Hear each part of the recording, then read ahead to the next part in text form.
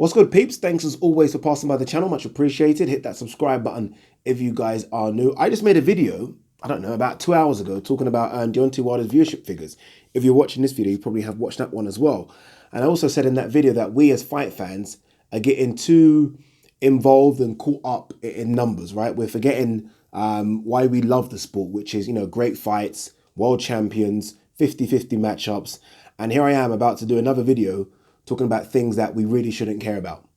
So I'm going to contradict my bloody self again, because I'm about to talk about Deontay Wilder's pay packet for his fight against Dominic Breazeale. I do think it's an important subject. Is it the most important subject? Absolutely not, right? So if you are going to thumb down the video, I understand why, because it's not the most important subject. It's things that we really shouldn't give a fuck about. But for some reason, we do. We do care about it. All right, shout out to Hatman, who I just watched his video on the subject. And I didn't even know about his fight figure. I didn't know what he was getting paid. I didn't really care, if I'm honest with you. But I do care a little bit because I am all for the fighters. Don't give a fuck about promoters, don't care about managers, don't care about TV networks. I do care about fighters, though, a lot. It's always been a pro-fighter channel. And we are led to believe, and this was in The Mirror. So again, I don't know how much to The Mirror know. It's a shit newspaper in the UK. But The Mirror have said that Deontay Wilder got paid $10 million for this fight against Dominic Breazeale. Now, mind you, that's a huge amount of money, right? That's nothing to be laughed at. There isn't anything like, I think Hatman said something like exposed. This isn't an exposure. $10 million is a huge amount of money. That's about what? £7 million? £7 million. I mean, again, this time last year when he fought Luis Ortiz, what did he get paid?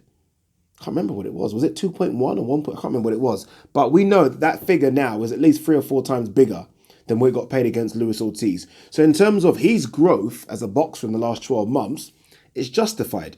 And this isn't a fight that was on pay-per-view. If it was on pay-per-view, he would have got a bit more. So just to fight on regular, I say regular, but regular Showtime, $10 million is good money, right? Wrong. It was good money, but when you know that you've been offered $20 million,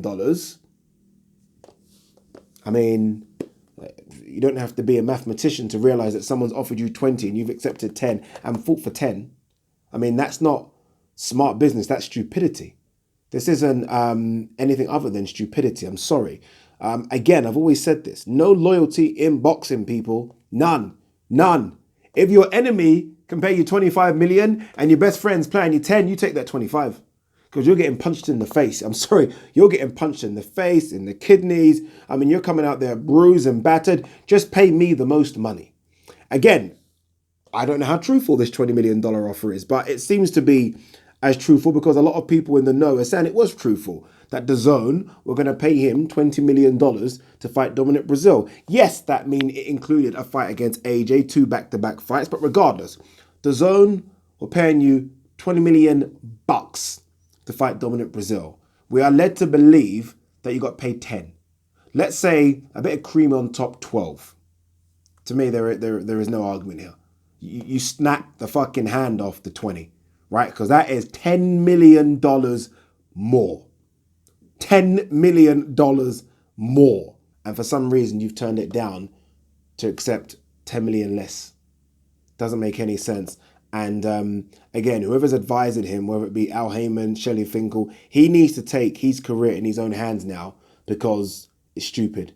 Stupid, right? I always find it funny when boxers think long term. I really do. I mean, look, I applaud it, but anything can happen in the ring. This is definitely a short-term business. If someone comes to you with an offer that is more than you've ever seen or even thought of in your life, don't think, and this is clearly what he's done, don't think, you know what, yeah, if I beat him and him, the fight gets bigger. No, just take that fucking offer. I don't think that the people behind Deontay Wilder have Deontay Wilder's best interest at heart. I'll be honest with you. I don't know if there's other people behind Shelley Finkel and Al Heyman, but all of a sudden, they're trying to push Deontay Wilder. What happened to Deontay Wilder's career before that? Yes, I know it was with Oscar for a while, but I'm talking about after Oscar, right? What happened? All of a sudden, they're trying to push him.